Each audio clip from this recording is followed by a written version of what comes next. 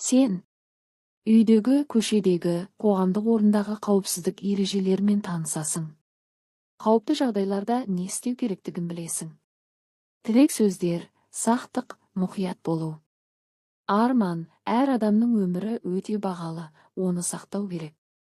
Үйде, көшеде, табиғатта адамға қауіпті нәрселер бар екенін ұмытпаңдар.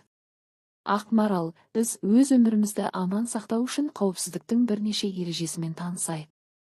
Сен менің үйім, менің қорғаным деген мақалды естіген шығарсың. Бірақ осы берік қорғанда сенің жалғыз қалатын кезіңде болады. Тапсырма. Суреттерге қара. Қыз баланың айналасынан қандай қауіпті нәрселерді байқадың? Оған қандай қауіпсіздік ережелерін сақтау қажеттігін ескертер едің?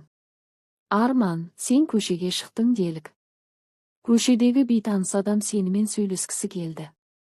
Мұндай жағдайда не істер едің? Тапсырма. Болған жайды сипатта. Мұндай жағдайда өзіңді қалай ұстау керегін досыңмен бірге талқыла. Ақмарал. Жаз айларында балалар өзен, көлге шомылғанды ұнатады.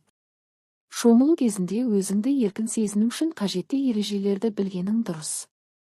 Бірінші және ең негізгісі суда жүзе білу. Тыйым салынған суда, түбінде қауіпті тастары бар су қоймаларында шомылуға болмайды. Тапсырма. Суретке қара. Су қоймасында балаларға қауіп төндіретін қандай жағдайлар бар? Оларды ата.